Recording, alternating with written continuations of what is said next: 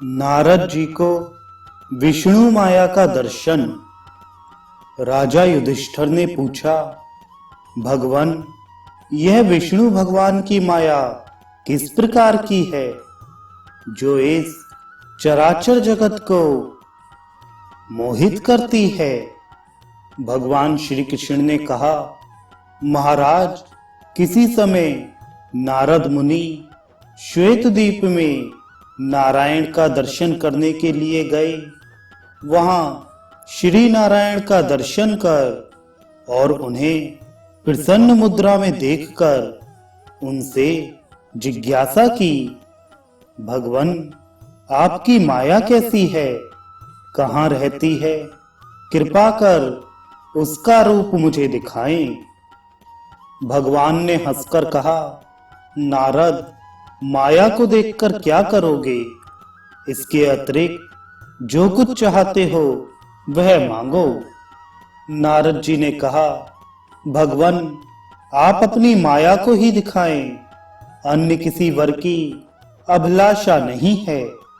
नारद जी ने बार बार आग्रह किया। नारायण ने कहा, अच्छा, आप हमारी माया देखें। यह कहकर नारद की अंगुली पकड़कर श्वेतद्वीप से चले।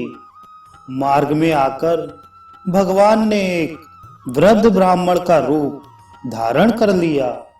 शिखा, यज्ञोपवीत, कमंडल, मृग चर्म को धारण कर कुशाकी पवित्री हाथों में पहनकर वेद पाठ करने लगे और अपना नाम उन्होंने यज्ञ शर्मा रख लिया। इस प्रकार का रूप धारण कर नारद के साथ जम्बू द्वीप में आए। वे दोनों वेत्रवती नदी के तट पर स्थित विदिशा नामक नगरी में गए। उस विदिशा नगरी में धन धान्य से समृद्ध उद्यमी गाय, भैंस, बकरी आदि पशुपालन में तत्पर, कृषि कार्य को भली भांति करने वाले शीरभद्र नाम के एक वैश्य निवास करते थे। वे दोनों सर्वप्रथम उसी के घर गए। उसने इन विशुद्ध ब्राह्मणों का आसन, अर्घ आदि से आदर सत्कार किया। फिर पूछा, यदि आप उचित समझें तो अपनी रुचि के अनुसार मेरे यहाँ अन्न का भोजन करें। यह सुनकर वृद्ध ब्राह्मण रूपधारी भगवान ने हंसकर कहा, तुमको अनेक पुत्र पौत्र हों और सभी व्यापार एवं खेती में तत्पर रहें। तुम्हारी खेती और पशुधन की नित्य वृद्धि हो, यह मेरा आशीर्वाद है। इतना कहकर वे दोनों वहां से आ गए। मार्ग में गंगा के तट पर वेणिका नाम के गांव में गोस्वामी नाम का एक दरिद्र ब्राह्मण रहता था। वे दोनों उसके पास पहुंचे। वह अपनी खेती की चिंता में लगा था। भगवान ने उससे कहा, हम बहुत दूर से आए हैं, अब हम तुम्हारे अतिथि हैं, हम भूखे हैं, हमें भोजन कराओ। उन दोनों को साथ में लेकर वह ब्राह्मण अपने घर पर आया। उसने दोनों को स्नान, भोजन आदि कराया। अनंतर सुखपूर्वक उत्तम शैया पर शयन आदि की व्यवस्था की। प्रातः उठकर भगवान ने ब्राह्मण से कहा, हम तुम्हारे घर में सुखपूर्वक रहे, अब जा रहे हैं। परमेश्वर करे तुम्हारी खेती निष्फल हो, तुम्हारी संतति की वृद्धि ना हो। इतना कहकर वे वहां से चले गए। मार्ग में नारद जी ने पूछा, भगवान, वैश्य ने आपकी कुछ भी सेवा नहीं की, किंतु उसको आपने उत्तम वर दिया। इस ब्राह्मण ने श्रद्धा से आपकी बहुत सेवा की, किंतु उसको आपने आशीर्वाद के रूप में शाप ही दे दिया। ऐसा आपने क्यों किया? भगवान ने कहा, नारद, वर्ष भर मछली पकड़ने से जितना पाप होता है उतना ही एक दिन हल जोतने से होता है। वह सौरभद्र वैश्य अपने पुत्र पौत्रों के साथ इसी कृषि कार्य में लगा हुआ है। वह नरक में जाएगा। अतः हमने ना तो उसके घर में विश्राम किया और ना भोजन ही किया। इस ब्राह्मण के घर में भोजन और विश्राम किया। इस ब्राह्मण को ऐसा आशीर्वाद दिया है कि जिससे यह जगत जाल में ना फंसकर मुक्ति को प्राप्त करे। इस प्रकार मार्ग में बातचीत करते हुए वे दोनों कान्यकुब्ज देश के समीप पहुंचे। वहां उन्होंने एक अतिशय रम्य सरोवर देखा। उस सरोवर की शोभा देखकर वे बहुत प्रसन्न हुए। भगवान ने कहा, नारद, यह उत्तम तीर्थ स्थान है, इसमें स्नान करना चाहिए। फिर कन्नौज नाम के नगर में चलेंगे। इतना कहकर भगवान उस सरोवर में स्नान कर शीघ्र ही बाहर आ गए। तदनंतर नारद जी भी स्नान करने के लिए सरोवर में प्रविष्ट हुए। स्नान संपन्न कर जब वे बाहर निकले तब उन्होंने अपने को दिव्य कन्या के रूप में देखा। उस कन्या के विशाल नेत्र थे, चंद्रमा के समान मुख था। वह सर्वांग सुंदरी कन्या दिव्य शुभ लक्षणों से संपन्न थी। अपनी सुंदरता से संसार को मोहित कर रही थी। जिस प्रकार समुद्र से संपूर्ण रूप की निधान लक्ष्मी निकली थी, उसी प्रकार सरोवर से स्नान के बाद नारद जी स्त्री के रूप में निकले। भगवान अंतर्धान हो गए। वह स्त्री भी अपने झुंड से भ्रष्ट अकेली हिरणी की तरह भयभीत होकर इधर उधर देखने लगी। इसी समय अपनी सेनाओं के साथ राजा तालध्वज वहां आया और उस सुंदरी को देखकर सोचने लगा कि यह कोई देव स्त्री है या अप्सरा। फिर बोला, बाले, तुम कौन हो? कहां से आई हो? उस कन्या ने कहा, मैं माता पिता से रहित और निराश्रय हूं। मेरा विवाह भी नहीं हुआ है। अब आपकी ही शरण में हूं। इतना सुनते ही प्रसन्न चित्त हो राजा उसे घोड़े पर बिठाकर राजधानी पहुंचा और विधि पूर्वक उससे विवाह कर लिया। 13वें वर्ष में वह गर्भवती हुई।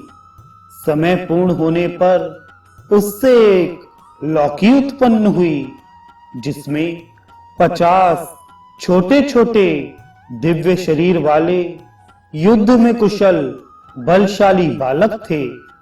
उसने उनको घृत कुंड में छोड़ दिया। कुछ दिन बाद पुत्र और पौत्रों की खूब वृद्धि हो गई। वे महान अहंकारी, परस्पर विरोधी और राज्य की कामना करने वाले थे। अनंतर राज्य के लोभ से कौरव और पांडवों की तरह परस्पर युद्ध करके समुद्र की लहरों की भांति लड़ते हुए वे सभी नष्ट हो गए। वह स्त्री अपने वंश का इस प्रकार संहार देखकर छाती पीटकर करुणापूर्वक विलाप करती हुई मूर्छित हो पृथ्वी पर गिर पड़ी। राजा भी शोक से पीड़ित हो रोने लगा। इसी समय ब्राह्मण का रूप धारण कर भगवान विष्णु द्विजों के साथ वहां आए और राजा तथा रानी को उपदेश देने लगे। यह विष्णु की माया है। तुम लोग व्यर्थ ही रो रहे हो। संपूर्ण प्राणियों की अंत में यही स्थिति होती है। विष्णु माया ही ऐसी है कि उसके द्वारा सैकड़ों चक्रवर्ती और हजारों इंद्र उसी तरह नष्ट कर दिए गए हैं जैसे दीपक को प्रचंड वायु विनष्ट कर देती है।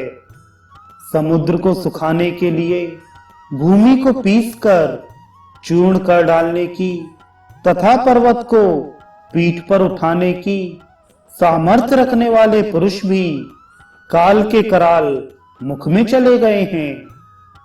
त्रिकुट पर्वत जिसका दुर्ग था, समुद्र जिसकी खाई थी, ऐसी लंका जिसकी राजधानी थी, राक्षस गण जिसके योद्धा थे, सभी शास्त्रों और वेदों को जानने वाले शुक्राचार्य जिसके लिए मंत्रणा करते थे, कुबेर के धन को भी जिसने जीत लिया था, ऐसा रावण भी दैववश नष्ट हो गया। युद्ध में, घर में, पर्वत पर, अग्नि में, गुफा में अथवा समुद्र में कहीं भी कोई जाए वह काल के कोप से नहीं बच सकता। भावी होकर ही रहती है। पाताल में जाए, इंद्रलोक में जाए, मेरु पर्वत पर चढ़ जाए, मंत्र, औषध, शस्त्र आदि से भी कितनी भी अपनी रक्षा करे, किंतु जो होना होता है वह होता ही है। इसमें किसी प्रकार का संदेह नहीं है। मनुष्यों के भाग्य अनुसार जो भी शुभ और अशुभ होना है वह अवश्य ही होता है। हजारों उपाय करने पर भी भावी किसी भी प्रकार नहीं टल सकती। कोई शोक विवल होकर आंसू टपकाता है, कोई रोता है, कोई बड़ी प्रसन्नता से नाचता है, कोई मनोहर गीत गाता है, कोई धन के लिए अनेक उपाय करता है। इस तरह अनेक प्रकार के जाल की रचना करता रहता है। अतः यह संसार एक नाटक है और सभी प्राणी वर्ग उस नाटक के पात्र हैं। इतना उपदेश देकर भगवान ने रानी का हाथ पकड़कर कहा, नारद जी, तुमने विष्णु की माया देख ली। उठो, अब स्नान कर अपने पुत्र पौत्रों को अर्घ देकर और देहिक कृत्य करो। यह माया विष्णु ने स्वयं निर्मित की है। इतना कहकर उसी पुण्य तीर्थ में नारद को स्नान कराया। स्नान करते ही स्त्री रूप को छोड़कर नारद मुनि ने अपना रूप धारण कर लिया। राजा ने भी अपने मंत्री और पुरोहितों के साथ देखा कि जटाधारी, यज्ञोपवीतधारी, दंड कमंडल लिए, वीणा धारण करे हुए खड़ाओं के ऊपर स्थित एक तेजस्वी मुनि है। यह मेरी रानी नहीं है। उसी समय भगवान नारद का हाथ पकड़कर आकाश मार्ग से क्षण मात्र में भगवान श्वेत द्वीप आ गए। भगवान ने नारद से कहा, देव ऋषि नारद जी, आपने मेरी माया देख ली। नारद के देखते देखते ऐसा कहकर भगवान विष्णु अंतर्धान हो गए। देव ऋषि नारद जी ने भी हंसकर उन्हें प्रणाम किया और भगवान की आज्ञा प्राप्त कर तीनों लोकों में घूमने लगे। महाराज, इस विष्णु माया का हमने संक्षेप में वर्णन किया। इस माया के प्रभाव से संसार के जीव पुत्र, स्त्री, धन आदि में आसक्त हो रोते गाते हुए अनेक प्रकार की चेष्टाएं करते हैं।